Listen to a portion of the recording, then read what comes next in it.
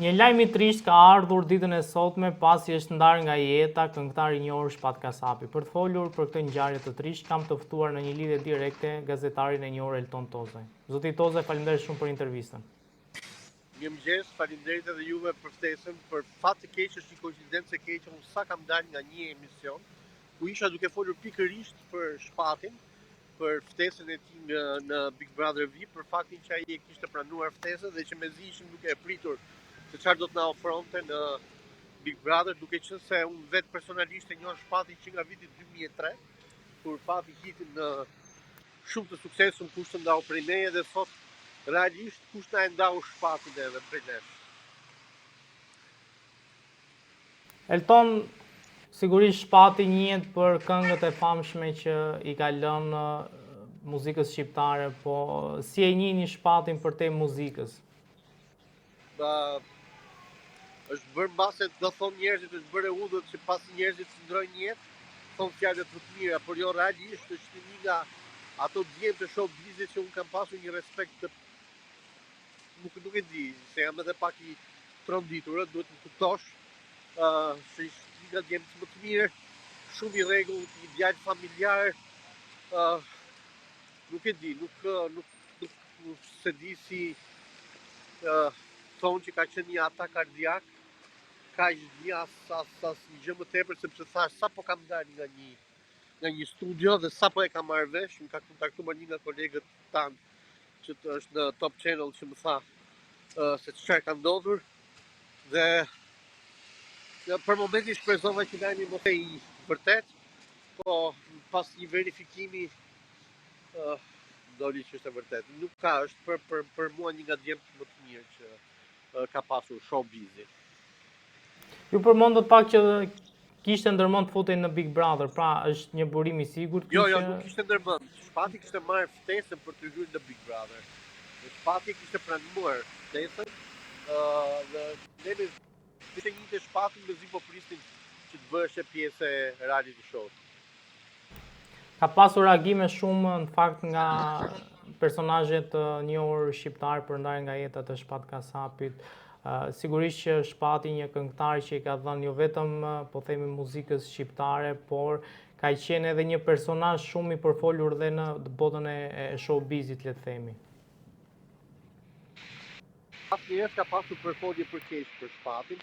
I vetmja le të themi në thojza përfolje që jo për ka qenë divorci që ka pasur, po Shpati nuk ka pasur asnjëherë edhe sa shkemit që hapën jo për dasmën, jo për pati sherrje, po këtë dhe ato doli që s'ishin të vërteta, unë atëherë kam kontaktuar vetë Shpatin edhe ma ka mohuar absolutisht me njëherë këtë si lajm, që më vjen keq që nga njëherë është bërë undës njerëzit edhe të shtifin për personazhet, po Shpati është nga ata të pakët njerëz që realisht ka pasur kurrë vend për ta sharë, për të shtifur diçka, apo për ta sulmuar për diçka jo korrekte që ka bërë. Dhe kam përshtypjen Shpati është nga ata prapë të paktët personazhe që ka qenë korrekt me të gjithë kolegët e tij në botën e estradës.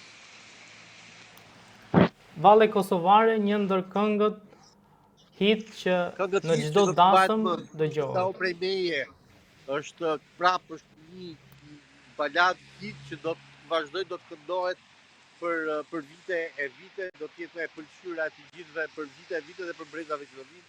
Valle Kosovare, valle shqiptare, do të jetë kënga që do I shoqërojë të tërë në për të tëra dasmat, edhe sot kam përshtypjen që do të marrë akoma dhe më shumë vlerë, siç rëndom marrin pas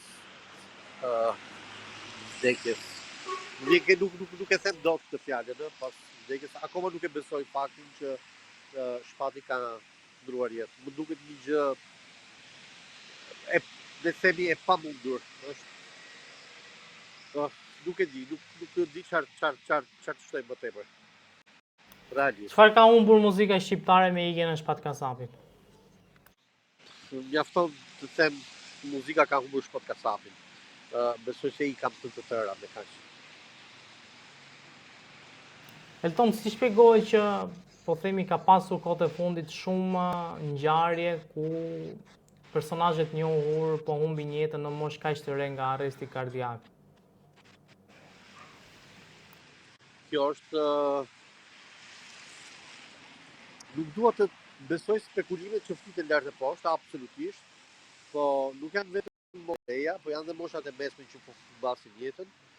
Kam përshtypjen kjo është ajo që Covidi i ka bërë njerëzve, kjo është pasoja post-Covid, kështu që dua të ngjenem te kjo gjë.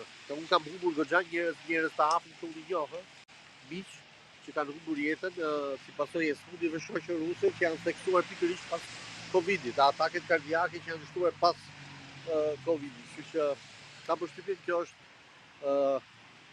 trendi i ri që neve duhet të mësojmë të jetojmë, duhet të jetojmë me frikën që një ditë mund të ndodhi edhe ne.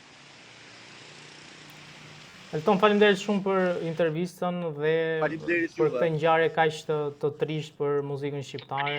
Shpresojmë që të dëgjojmë për lajme më të gëzueshme. Faleminderit shumë. Faleminderit edhe ndjesem një herë, po një ka dhe qoftë kam një lot ose një ditë, besoj që ta ndjej kuptonin. Faleminderit shumë. Faleminderit.